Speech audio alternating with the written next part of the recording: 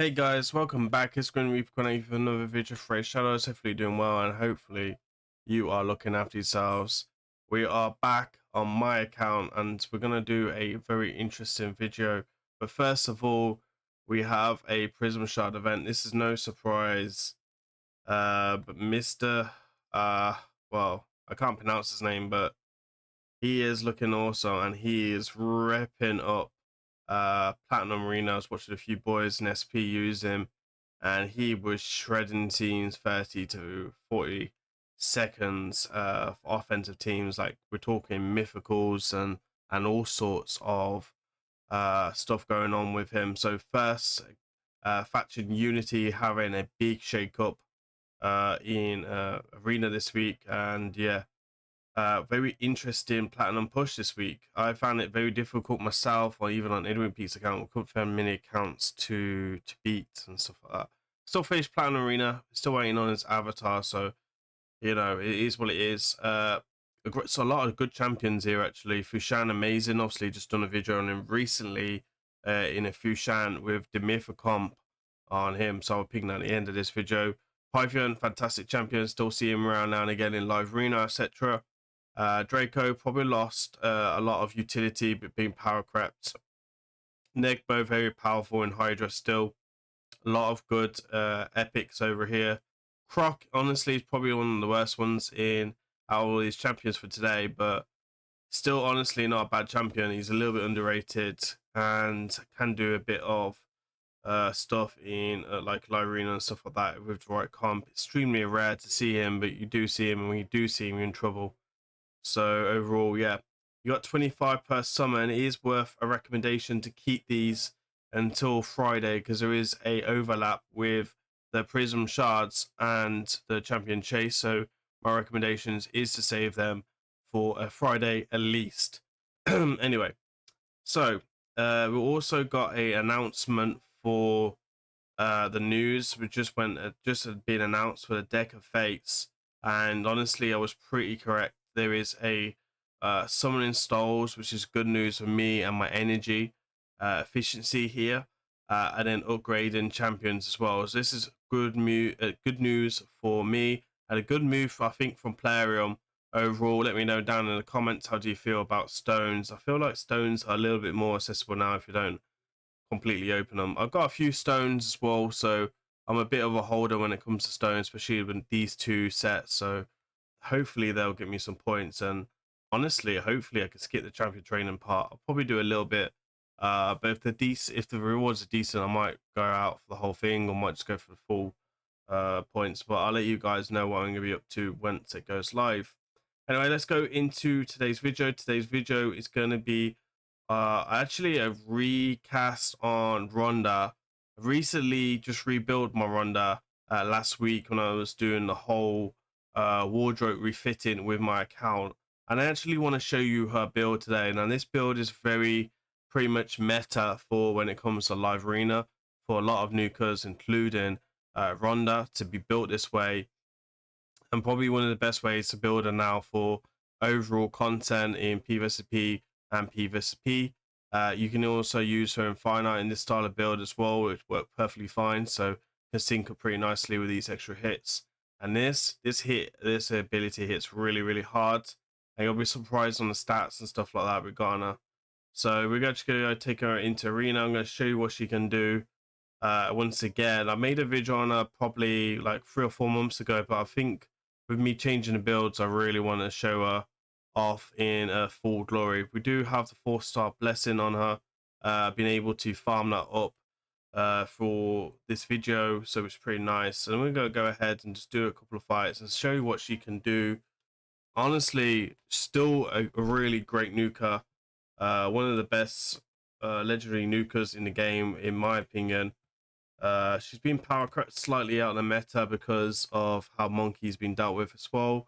Honestly, it's not because she's bad or anything like that. It's just simply because she's legendary, and legendaries are being power crept. So you can see there she is doing some work. Not gonna do a damage test there. We know how hard she can hit. I just want to help you guys build a better and more efficient, right? Yes, my ARB is faster than my CFE. It's just because I've changed my CFE build for more specifically to be aimed at live arena. So we can see here, she does a double hit on that ability there, which is pretty cool. And we're just honestly able to mow down these teams pretty correctly. Now this team is a little bit harder, so we're going to just tweak my team to be a little bit more efficient with this. We're going to drop Sifi and we're going to bring in a Necrid. Ally attack with her, honestly, is super strong. Georgie ignores Stone Skin. We do have a 4-piece Stone Skin with her as well, if you haven't noticed, and we've got a bolster set, so this will just help us tank some of the hits. Got a Ronda in here, actually one of the most powerful champions in the game. We obviously stop her doing the fear to us, which is pretty nice. It went on R, but Neku would have blocked her anyway, but also you can see that the Stone Skin would have blocked it if she wasn't in here. We're going to Sheep Lydia just for the meantime. And then we will write this on RB. Now we can see Mariska here will revive the whole team. So I'm actually going to take out Mariska first with a 2. And now she does not revive at all because obviously it's a locked active skill and this does not require accuracy, which is why she's so strong. The ally attack there from Necrid. Again, my Necrid's quite fast, so I'm able to build her up pretty juicy. But dealt with this team pretty easily, no worries at all, and stuff like that.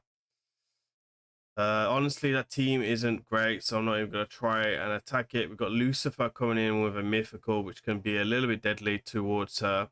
I'm actually going to take out Armads, and we're going to bring in another ally attack.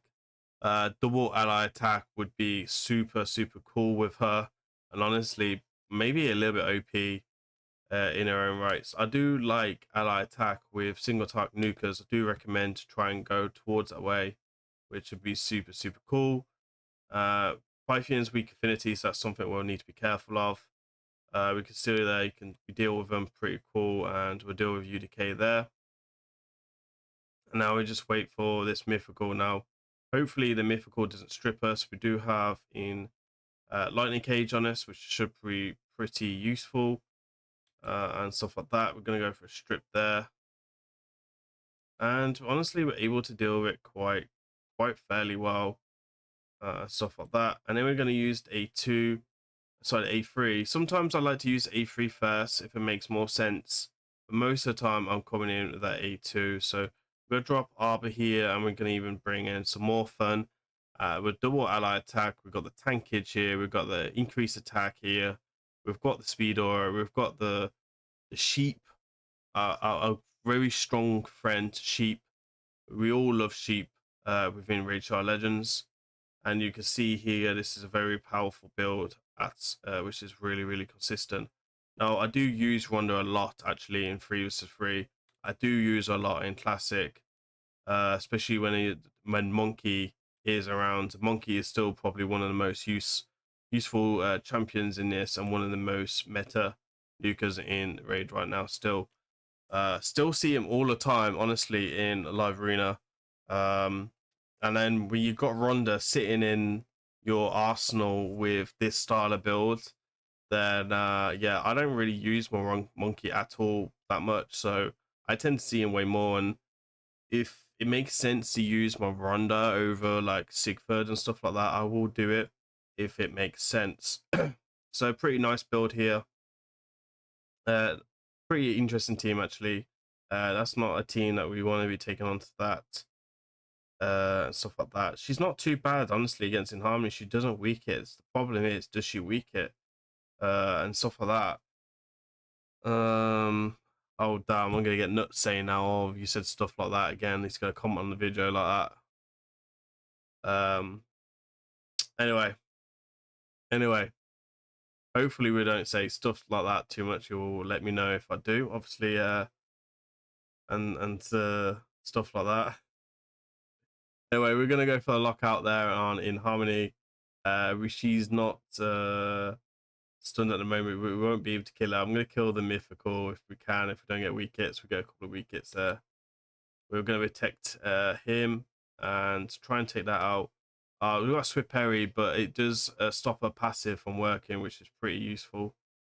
But then we just flip forms and honestly just start stunning them and yeah, keep them CC'd.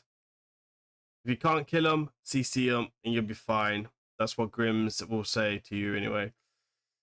And then you do that, and then you do that, which is very, very nice, right? Not an easy team to take out, but we made it look easy. Obviously, I'm quite low down in the arena. It's just because it happens to be reset and stuff like that. Did get a nice void though today. So we're talking about our friend Monkey. We do also have a Ronda in his comp as well. It's nothing special, but it's nice to kind of. It's always so satisfying watching um just taking out Monkey without seeing the self revive. I don't know about you guys, but I find it so satisfying. Honestly, it does make me smile when I don't see that Monkey getting up straight away. So you can see here the allied double detection, the double ally attack is so strong. They're not really gonna turn. We've got the sheep coming in. I forgot he's gonna sheep there. It's so annoying when he does that. Honestly, I normally turn off the sheep mechanics. Another Swiperry set here. This is not how you build her, right? You do not build her in Swiperry. Please do not build in Swiperry.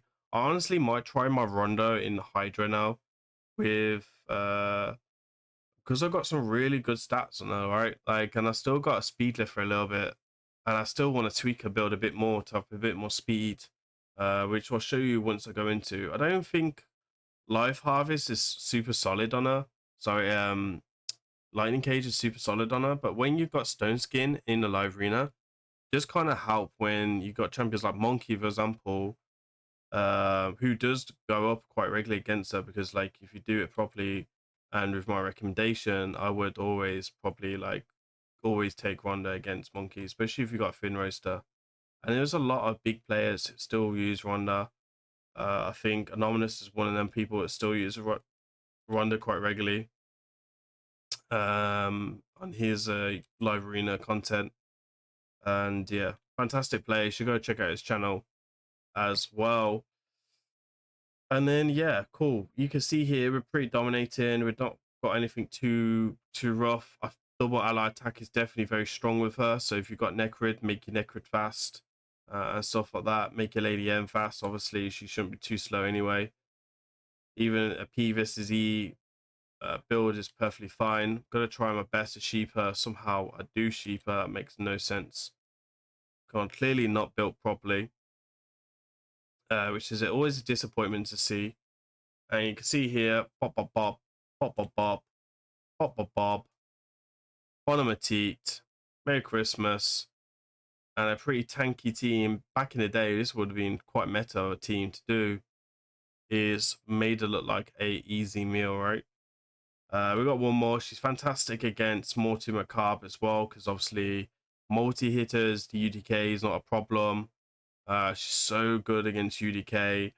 It's quite scary and how good she is against UDK. So we've got Stone Skin across the board, so I'm going to open with Sheep there. We are lucky enough to strip the Stone Skin on UDK. He's obviously got a bit of reaction, so we're going to do both ally attacks into him. Unfortunately, we don't get what we need from that. And then it's Night Monkey. Even with reaction, does not stop us on doing our job. Now it's a case of the threat is dead, gone, not a problem for us at all. We just got to wait for this and stuff like that. Mortu Macabre obviously still there. He is still a threat if we're not careful, but we're gonna deal with UDK in a second. And then we'll do the double hit here to say goodnight to Mortu Macabre, send him to sleep, give him a blanket, and yeah, night there. Cool. Obviously, you can see my Ronda build is very, very strong. Probably one of the best builds that you're going to see are on a Ronda. I have juiced up stats. She's really like one of my main nukers now. And she has been for a while as well. So pick her over a lot of champions. Let's go check out our build then. And you can kind of see what nukers we have available on my account for Live Arena. We have Narcissus, who is first choice nuker. where he is. And then we have Siggy, who's second choice. A bit of gear moved around right now with Curse City, and then Rhodas is probably third choice, and then honestly Ronda is probably fourth choice, and then my Sungwon is fifth. This is the build that we're running with, completely oiled. Obviously, this is what you should be expecting from a person who does a lot of live arena and stuff like that. Now we've got some stats on her. The focus is the critical damage, the speed, obviously crit capped, and attack. You can see here we are running on just only of 7,212. Do want a bit more attack, and I'll go through the pieces of gear. Obviously, when I'm gold 4 live arena, I need to be very proficient with my builds and stuff like that. She needs a bit more speed as well. So live arena build of 256 for gold 4 is a bit slow, but is in stone skin, so it's not too bad overall. Very good critical damage. I do want to bring that critical damage slightly so Narcissus has a bit more, because otherwise if I put them together it gets slept and stuff like that. This is her banner. This is a really juicy banner. We're looking for speed, we're looking for attack, and they're like the main two stats. We've got the critical damage, and then we're looking for the attack as well. And then also we have the attack ring with attack substats. And then we've got the speed with attack substats here, and stuff like that. I will probably change this to speed in the future, most likely. I'm not too sure about that yet, but we can also lift quite a bit of speed as well. We've got attack here with attack substat with speed again, and then attack percentage here with speed and critical rate and attack substat, and then just more speed and critical damage and critical rate along the board. What a weapon this is. Sorry, helmet. And then you can see here with the speed, critical rate, critical damage. I do want to change one of these pieces, like maybe this piece, for more speed in the future. I don't mind losing a bit of critical damage if I can get like a high-end double with a critical rate roll, or a high-end critical damage roll, like high-end speed roll here. A triple would be very nice. If we get triple, this will take me to around about 280 speed with the stats we've got. Is very juicy, and all honestly you kind of need that as well to be speed tuned. Let's talk about masteries then, and stuff like that. Masteries could be slightly better if I'm honest. Just a bit of a tight bump on the gems, but you've got the deadly precision. Obviously we've got shield breaker. I think for me 90% of the time you're always taking shield breaker with bolster and all the shield champions in the arena. I just feel like it is a must these days. Harvest, ruthless ambush is pretty juicy as well, and then cycle of violence, which is a must for me on like some champions like Rhodas and stuff like that. Honestly, maybe potentially you're taking this as well if you're using stun. We use quite a bit of stun in that, so you could definitely get a bit more damage. Retribution on there, which is pretty nice, and then the traditional Hound Smasher. And then I think for blessings, really, if you wanted to optimize your damage, I think you're going to go with Harvest Cast, but I think Phantom Touch is still slightly better on her, especially for like maybe like level 5 and 6, if I'm honest. But it would definitely be a tight call between Phantom Touch and Harvest Cast. I think for like level 2 and 1, Harvest Cast would be a bit more consistent. Natural Wrath doesn't really do anything. But level 6, actually seeing a few people running Kraken Root, especially for that A2 against nukers who are in stone skin, so it's pretty interesting. Obviously Polymorph as well for 6-star. He's quite strong, and that's probably the one I go with. So there's a lot of choices when it comes to blessings. For now, I'm running Lightning Cage because I do like Lightning Cage against with Stone Skin. So that's why I run Lightning Cage on him as well. And that's it, really. That's it for today's video. It's pretty juicy build overall. Probably my best lethal set, and honestly, and stuff like that. Anyway, guys, please remember to like, comment, subscribe. I've been Grim Reaper. I'll see you on the next one. Peace.